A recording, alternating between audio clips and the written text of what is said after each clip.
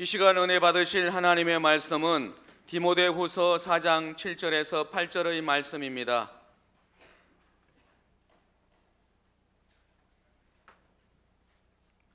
디모데후서 4장 7절에서 8절의 말씀을 다 같이 합독하시겠습니다. 나는 선한 싸움을 싸우고 나의 달려갈 길을 마치고 믿음을 지켰으니 이제 후로는 나를 위하여 의의 면류관이 예비되었으므로 주 곧 의로우신 재판장이 그날에 내게 주실 것이며 내게만 아니라 주의 나타나심을 사모하는 모든 자에게도니라. 아멘. 오늘도 주 앞에 나온 여러분들에게 주님의 인도하심과 위로와 힘이 공급되기를 주의 이름으로 축복합니다. 우리가 많은 행사와 이벤트, 모임을 참여해도 진정한 도움이 되고 진정한 행복과 소망을 주는 것은 바로 예배뿐인 것입니다. 오늘 그분을 만나고 그분과 하나 된다는 것이 얼마나 우리에게 시너지가 되고 또 위로와 힘이 되는지 말로 다 할 수 없는데, 그분이 여러분 안에 계시면 아멘 하시기를 바랍니다. 또 우리가 그분 안에 있기 때문에 하나됨으로 인해서 그분의 능력과 그분의 지혜가 우리에게 임하게 될 것이고, 하나됨으로 나타난 그 시너지가 있어서 오늘 여러분들에게 도움이 되시기를 바랍니다. 예배 시간 소중합니다.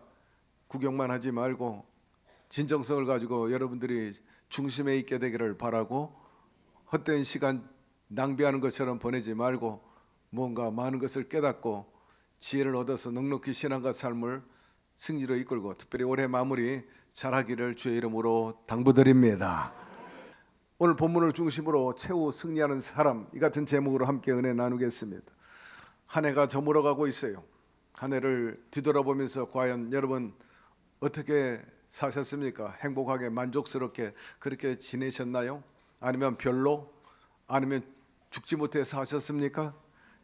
여러분, 내 인생 내 뜻대로 살면 얼마나 좋겠어요. 그러나 그렇지 않아요. 만만치 않습니다. 그 이유가 무엇입니까? 항상 악한 원수마귀가 우는 사자처럼 우리를 괴롭히고 장난질하기 때문이죠.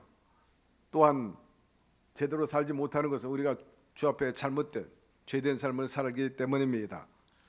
우리 인생을 살아가면서 때때로 우리는 막다른 골목에 다다를 때가 있죠.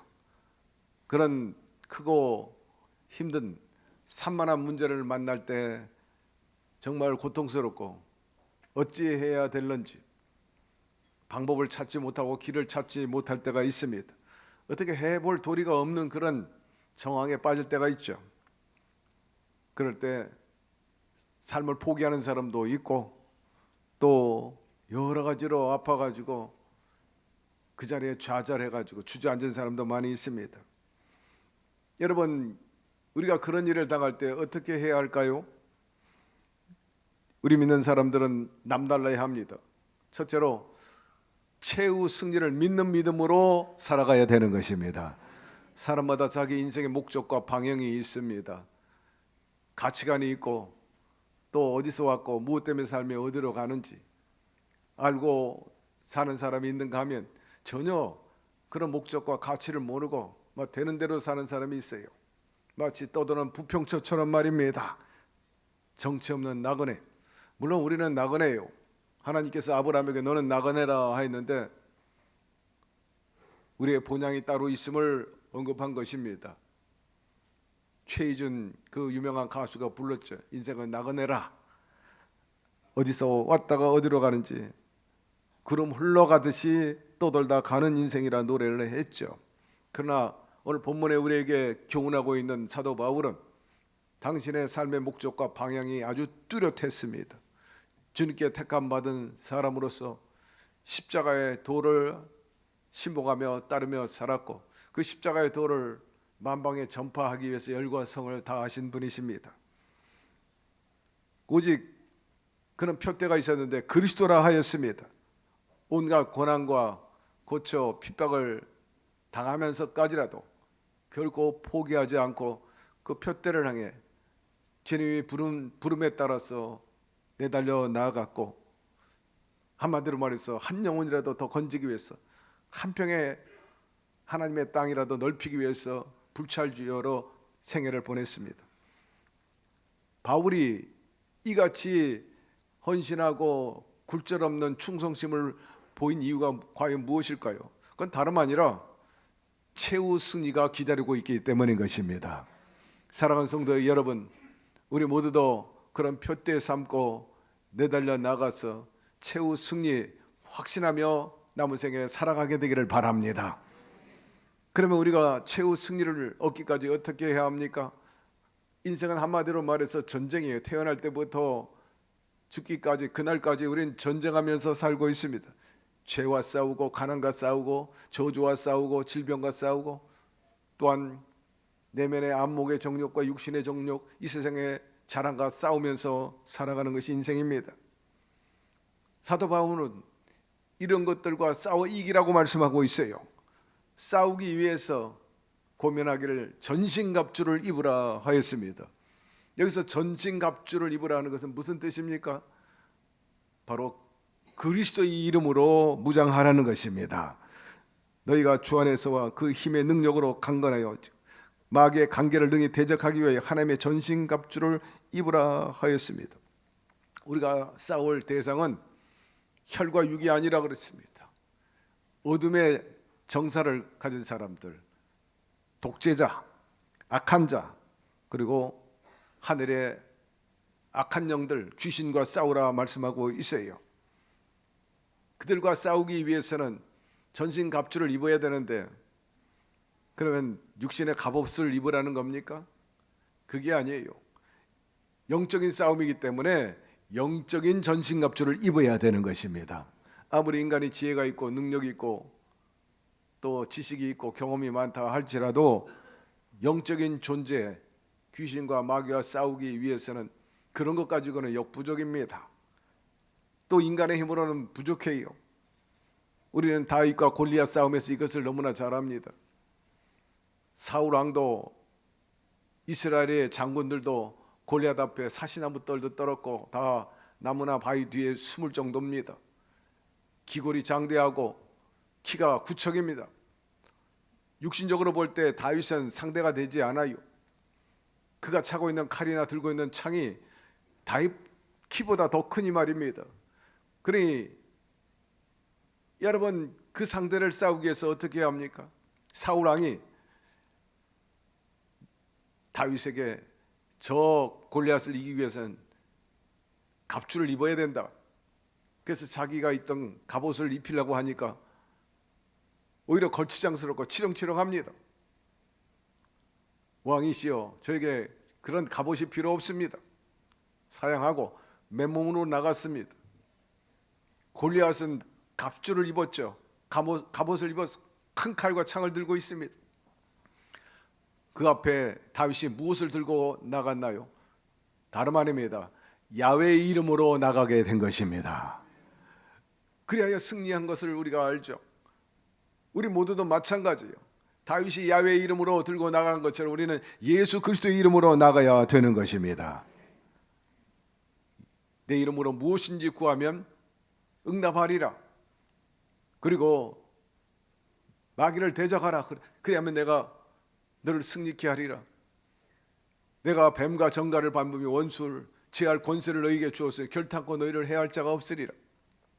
여러분, 항상 그분과 함께 하시기를 바랍니다. 주의 이름으로 나가면 승리하게 됩니다. 또 성경에 보니까 말씀으로 무장하라고 말씀하고 있어요. 하나님의 말씀은 살아있고 활력이 있어 좌우에 날선 어떤 검보다 예리하여 혼과 영과 및 관절과 골수를 찔러 쪼기까지 하며 또 마음의 생각과 뜻을 판단한다 하였으므로 말씀은 검과 같은 것입니다. 예수님이 40주야 마귀에게 유혹당하고 또 시험당할 때 인간의 힘이나 가지고 있던 어떤 것이 아니라 말씀으로 물리친 것을 알 수 있어요. 가라스 때 주 하나님을 시험하지 말라. 떠나갈지어다. 마귀를 물리치고 유혹을 이겼던 것을 알 수가 있습니다. 예수님께서 그 위대한 십자가의 사역을 감당하기 위해서 하신 일이 있다면 그것은 다름 아니에요. 그저 도덕적으로 수양하고 윤리로 무장한 게 아니라 그분은 땀방울이 핏방울이 되도록 겟세마네 동산에서 기도하셨던 것입니다. 기도하지 않고는 결코 마귀를 이길 수 없기 때문에, 세상의 여러 가지 도전을 이길 수 없기 때문입니다.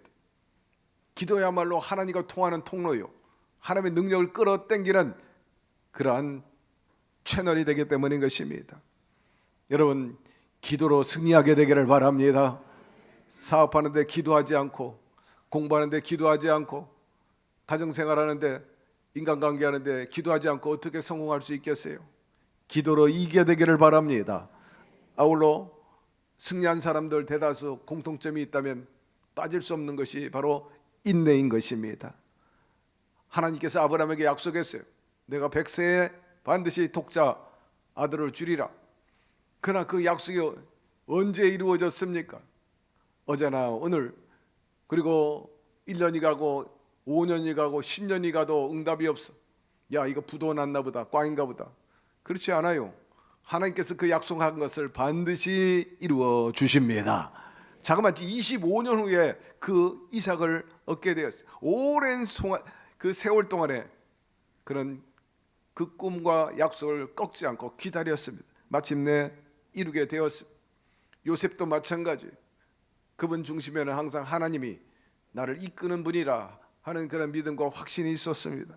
그렇기 때문에 갖은 고난과 수치, 아픔을 겪으면서, 억울함을 당하면서도, 그는 아라비아 대상에게 팔리고 보디발의 집의 노예로, 또 모함을 받아가지고 감옥에 가도 절망하지 않았어요. 하나님에 대한, 하나님이 주신 약속이 있기 때문에, 믿음이 있기 때문에 굴절하지 않았죠. 결국 인내함으로 인해서 마침내 최후 승리자가 되었습니다.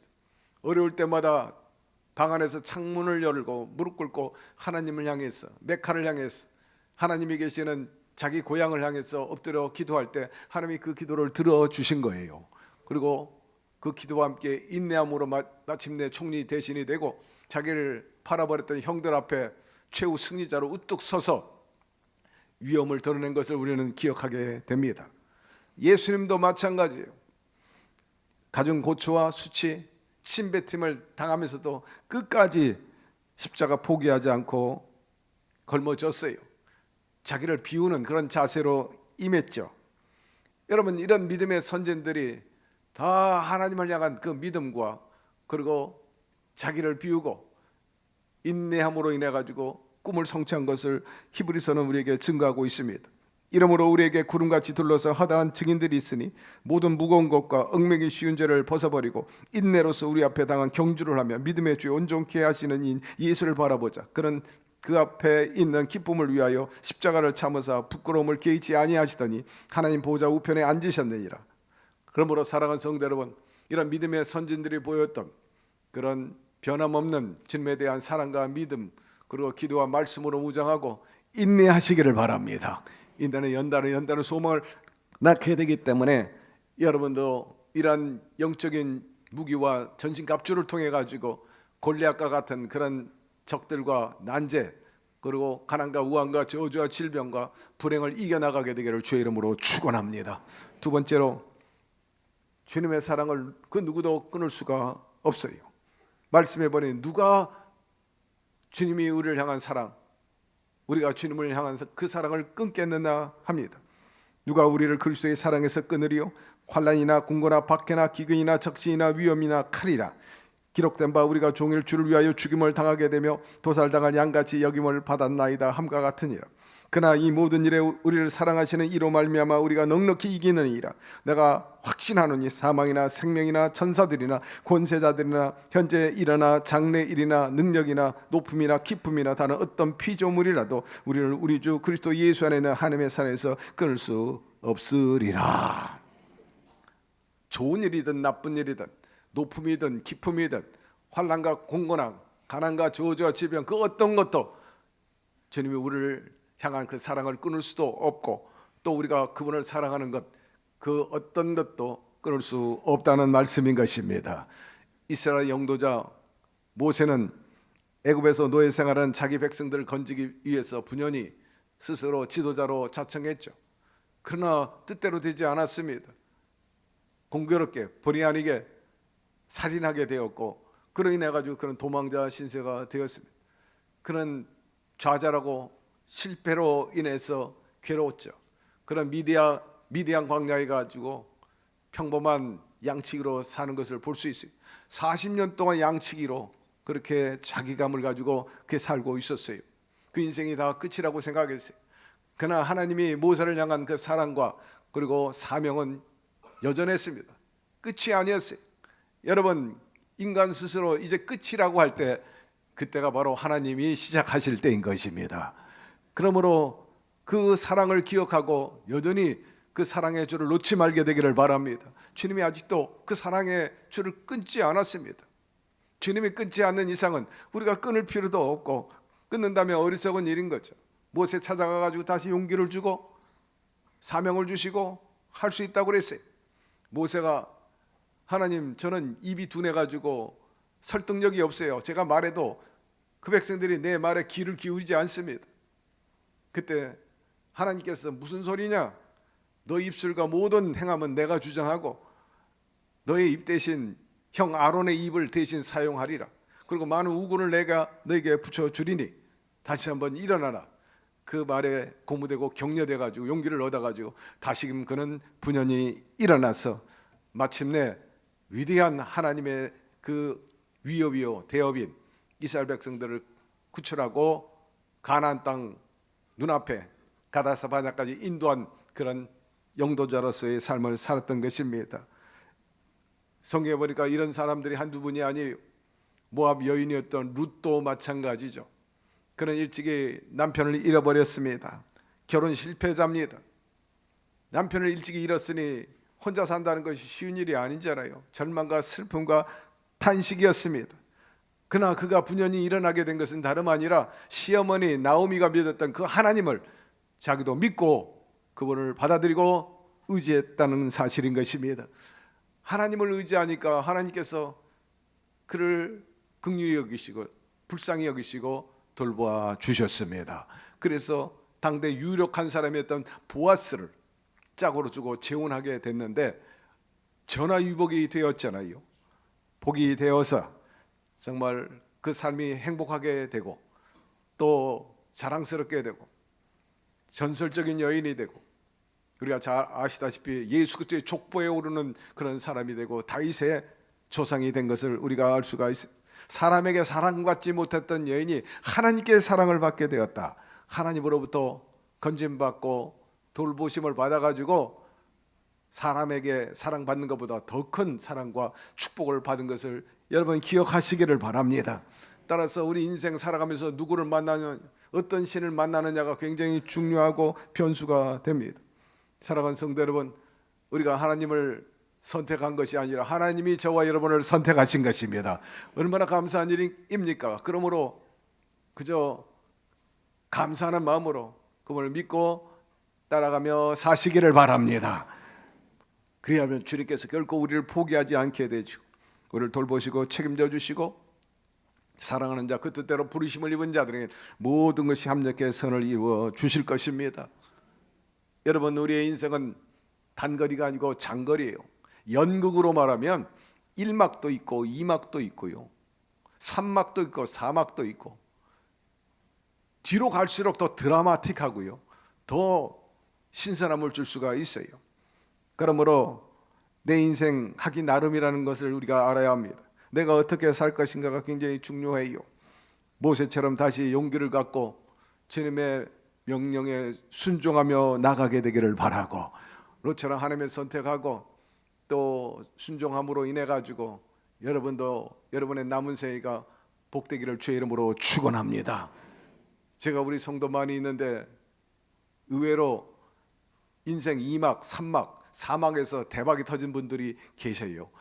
하나님은 결코 버리지 않아요. 사람은 버릴런지 몰라도, 외면할지 몰라도 우리 주님은 끝까지 챙겨 주십니다.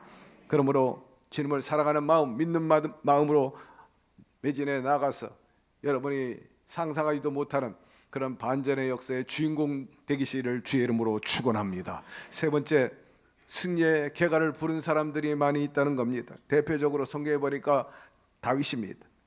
그가 고백하기를 야훼는 나의 목자시니 내가 부족함이 없으리로다. 그가 나를 푸른 초장에 누이시며 쉴만한 물가로 내가 사망의 음침한 골짜기로 다닐지라도 해를 두려워하지 않을 것은 주께서 나와 함께 하심이라. 주의 지팡이와 막대기가 나를 안위하시나이다. 주께서 내 원수의 목전에서 내게 상을 차려주시고 기름을 내 머리에 부으셨으니 내 잔이 넘치나이다. 내 평생의 선하심과 인자하심이 반드시 나를 따르니 내가 야훼 집에 영원히 살리로다. 이와 같은 고백을 한 분이 또 있죠. 바로 사도 바울입니다. 고난과 역경 속에서 달려갈 길을 달려갔다 그랬어요. 그는 최후에 이같이 고백합니다. 나는 선한 싸움을 싸우고 나의 달려갈 길을 마치고 믿음을 지켰으니 이제 후로는 나를 위하여 의의 면류관이 기다리고 있으니 예비되었으므로 주 곧 의로우신 재판장이 그날에 내게 주실 것이며 내게만 아니라 주의 나타나심을 사모하는 모든 자에게도니라 하므로 여러분, 저와 여러분에게도 이런 상이 기다리고 있다는 것을 여기에서 말씀해 주고 있는 것입니다. 기대해도 좋습니다. 우리 교회 상동교구에 김경애 권사님이 계십니다. 교회를 위해서 교구에서 열심히 일하시고 헌신하고 또 특히 사랑부에서도 정말 희생적으로 봉사하시는 분입니다. 자녀 중에 딸이 하나 있는데 이서정입니다. 한 5, 6년 전으로 기억하는데 대학을 가야 되는데 진로를 저에게 상담했어요. 물었죠. 무엇이 되고 싶으냐? 경찰관이 되고 싶어요. 여잔데 예, 꿈입니다. 그렇다면 두말할 필요 없지. 경찰 행정학과에 진학을 해야지. 그래서 이에 도전했고 드디어 경찰 행정학과에 합격해가지고 4년 동안 공부 열심히 했어요. 자, 졸업했으니까 당연히 경찰관 도전해야 되잖아요. 그 시험을 봤어요. 시험이 필기만 있는 게 아니잖아요. 이 경찰관이 되려면요, 이게 실기가 중요해요. 한마디로 말해서 무술로 무장해야 돼요. 다재제야죠. 뭐 태권도도 해야 되고 유도도 해야 되고 또 여러 가지 또 격투기에도 능해야 되니까. 그래서 실기와 필기를 병행하면서 열심히 서정자매가 노력을 했어요.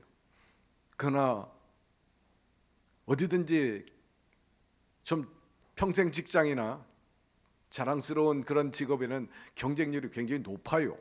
쉽지 않습니다. 단번에 붙는 경우가 그렇게 흔하지 않습니다. 그러다 보니까는 열심히 했는데 한 번 떨어지고 또 열심히 했어요. 기도 열심히 했어요. 2번 떨어지고 웬만하면 좌절해가지고 꿈에 대한 그 열정이 느슨해질는데 전혀 그렇지 않았어요. 어머니도 열심히 기도하고 저도 그때마다 기도 부탁을 받으니까 함께 기도하고 또 기도 부탁받았으니까 책임감도 있고 그래 끝까지 보자. 반드시 승리할 것이다. 그런 과정 속에서 김경애 원사는 여러 가지 교회일, 집안일 또 사랑부에서 봉사하니까 분주해요. 총무권사감인데 자꾸 사양합니다. 딸 때문이고 또 뭐 여러 가지 이유로 내가 우리 딸 경찰관 되면 그때 봉사하겠습니다. 늘 그렇게 미뤘어요. 그런데 지난 가을에는 태도가 달라졌어요. 이루어지면 제가 충성하겠습니다가 아니라 내가 먼저 하나님께 헌신해야 되겠다, 심어야 되겠다, 그런 마음으로 우리 딸이 붙든지 안 붙든지 간에 제가 총무권사 맡겠습니다. 그런 자세로 임했죠.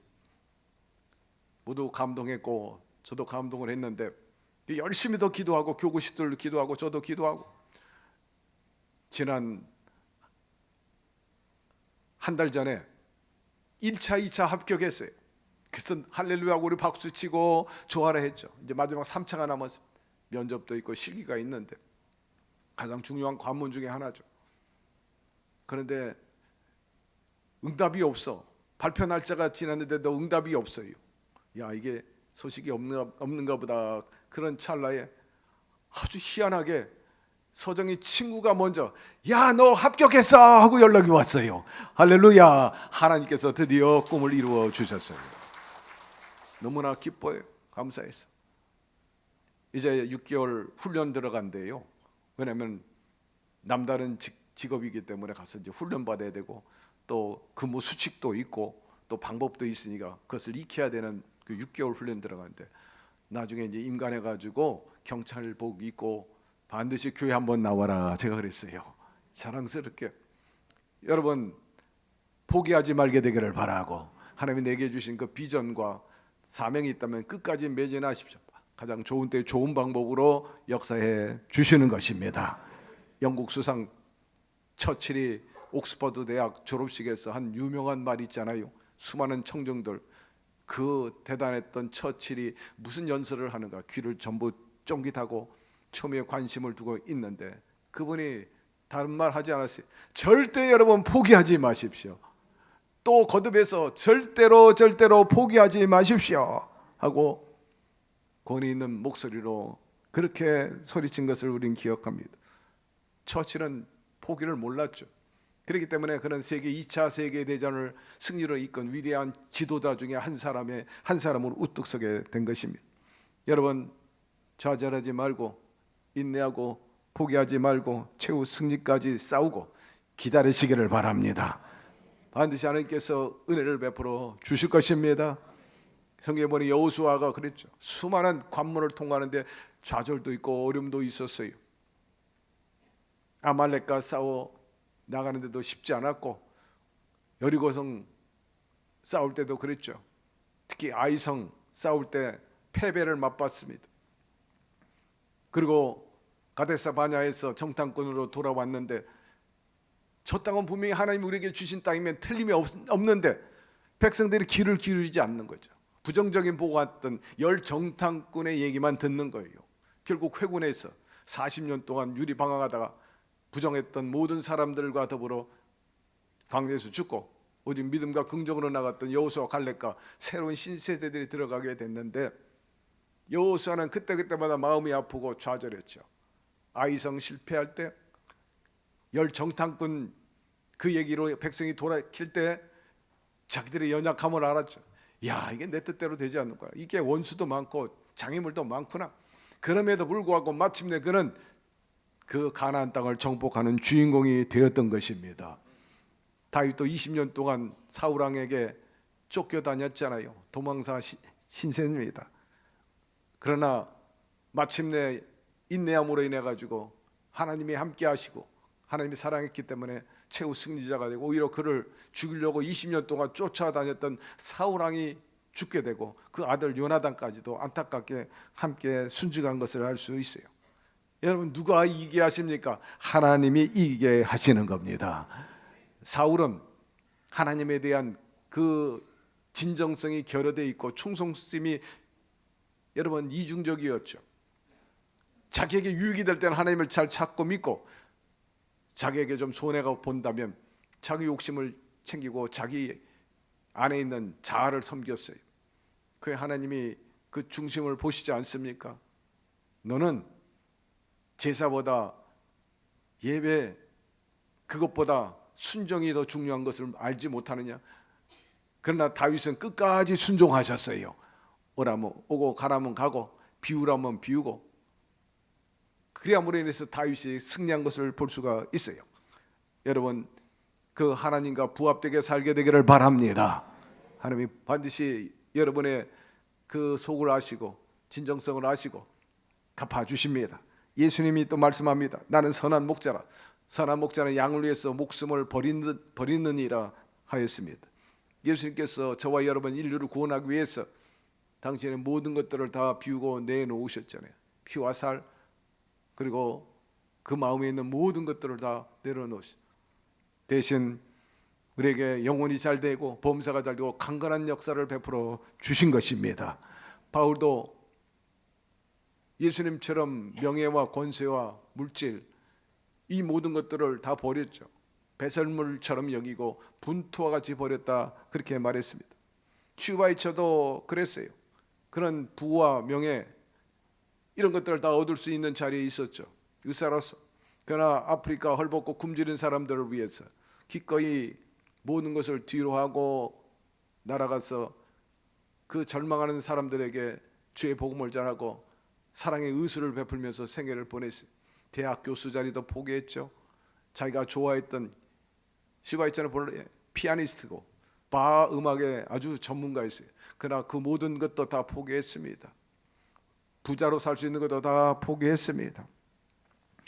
여러분 이런 사람들은 우리가 그렇게 원하는 것 일부러 다 포기했어요. 그렇게 우리가 얻고 싶어하는 것들을 저 사람들은 분투같이 버렸다. 도대체 저런 분들은 어떤 사람인가? 초대교회에 로마 정권에 굴복하지 않고 끝까지 사자밥이 되고 십자가형에 당해도 굴절없이 믿었던 그 교인들, 그들을 향해 성경이 뭐라고 말합니까? 세상이 감당치 못하는 사람이라. 슈바이처 같은 사람 세상이 감당할 수 없는 사람이에요. 바울과 같은 사람 세상이 감당할 수 없는 분인 것입니다. 그러면 과연 여러분들 무엇을 잃어버렸습니까? 이들이 포기한 것들을 그거 잃어버렸다고 전전긍긍하고 낙심합니까? 여러분, 복음의 역설을 듣고 그런 분들을 보면서 여러분 위로받게 되기를 바라고 힘을 얻게 되기를 바랍니다. 주님께서 목숨을 버리기까지 우리를 사랑하셨어요. 그것은 죄에서 건지고 원수 마귀로부터 자유를 주시기 위함인 거죠. 주님께서 십자가 지심으로 대신 가난과 저주와 질병을 가져가 버렸습니다. 그리고 우리에게 전인적인 구원을 갖다 주시고 생명을 얻되 풍성하게 하셨다. 부요하신 자로서 우리를 위해서 가난하게 되고 우리에게 믿음의 부양과 물질의 부자로 살 수 있게 해 주셨다는 거죠. 다시 말해서 우리 주님은 항상 우리에게 필요를 공급하시고 넉넉히 이기게 해 주시는 분이신 것입니다. 그 주님이 오늘 성령으로 우리 가운데 와 계십니다. 그러므로 그분과 함께 한다면 그분이 항상 우리를 위해서 좋은 뜻을 갖고 계시고 축복하셨다면 저와 여러분들도 반듯하게 그분의 뜻에 부합되게 살면은 반전의 역사가 일어나게 될 줄로 믿습니다. 이제 한 해 마무리하는 시점에 있어요. 꿈과 목표를 이룬 사람도 있고 또 성취하지도 못한 분들도 있을 것입니다. 이런 이야기가 있어요. 러시아 소설, 단편 소설인데 제목이 외투입니다. 한 노인이 있는데 이 노인의 꿈과 목표가 있었어요. 러시아가 춥기 때문에 정말 좋은 따뜻한 훌륭한 외투 한 벌을 사서 입는 거예요. 명품 외투를 사고 싶은 거예요. 그래서 사람들이 물어봐요. 어르신 소원이 뭡니까? 나 그 고급스러운 외투 하나 사고 싶어. 갖고 싶어. 또 누가 물어봐도 똑같이 대답해요. 이 노인은 그게 꼴이야, 목표야. 그래서 열심히 일을 합니다. 돈을 모아놓아요. 그리고 마침내 외투를 살 돈을 마련하게 되자 주저함 없이 그는 백화점으로 내달려 나가가지고 그 좋은 명품 외투를 사고 너무나 기뻐요. 얼싸안고 너무나 즐거워. 성취감, 만족감, 행복한 날이요, 성공한 날입니다. 그런데 그 옷을 들고 집으로 오는데 앞불사 그날 강도가 그 외투를 탐내가지고 쫓아와가지고 결국 강탈해 가버리고 마는 겁니다. 이 노인은 너무나 좌절하고 슬프기 짝이 없어. 그 외투를 얻기 위해서 얼마나 그동안에 가진 고생을 했는데 한순간에 빼앗기다니 너무나 원통해요. 가장 행복했던 날이 가장 불행한 날이 되었다. 그날부터 노인은 절망감에 빠져가지고 시름시름 앓다가 결국 죽는다는 이야기입니다. 여러 가지 인생의 장애물로 인해 가지고 희망을 잃고 우리 주변에도 좌절한 사람들이 참 많이 있습니다. 그러나 여러분 아무리 현실이 어둡고 막막하다 할지라도 다시 한번 꿈을 갖고 일어나시기를 바랍니다. 포기하지 않고 다시 일어나면 얼마든지 기회는 주어질 것이고 내 힘으로는 역부족이라면 우리와 함께 계시는 성령 하나님이 도와주셔서 내 힘으로 못다한 것, 이룰 수 없는 것을 이루어 주시는 그분이 반드시 반전의 역사를 베풀어 주실 것입니다. 우리가 잘 아는 심리학자 에릭 프롬, 그가 의미 있는 얘기를 하지 않습니까? 행복은 소유가 아니라 존재에 있습니다 하였어요. 아니요, 행복은 많이 가져야 되잖아요. 있어야 행복하지, 없는데 어떻게 행복해요? 그 말에 우리는 속고 사는 거예요. 여러분, 우리의 진정한 행복은 예수 그리스도이신 것입니다. 예수 그리스도 안에 모든 것이 있기 때문인 것입니다. 다른 소유한 것보다 오늘 주님과 동행하고 있다는 사실에 기뻐하고 행복하고 희망을 갖게 되기를 바랍니다. 그분만 있으면 다 갖는 거예요. 최후 승리하신 그 예수님, 우리가 인생의 막다른 골목에 있을 때도 우리를 건져주시고 또 반전의 역사를 베풀어 주실 텐데 그런 역사를 우리가 경험하며 살게 되기를 주의 이름으로 축원합니다. 하나님, 오늘 말씀을 통해서 다시 한번 여러모로 깨닫게 해주신 거 감사드립니다. 실패했다고 없다고 탄식하지 말게 도와주시고 언제나 하나님이 우리를 돌보시고 우리를 향한 사랑 또 그 약속을 끊어버리지 않는다 하였으므로 우리 또한 주님을 사랑하고 그 약속의 줄을 끝까지 붙잡고 나아가서 십자가의 승리, 바울과 같은 다윗과 같은 룻과 같은 그러한 놀라운 인생 역전을 이루게 도와 주시옵시고 최후 승리자가 다 되게 하여 주시옵소서. 예수님의 이름으로 기도드리옵나이다. 아멘.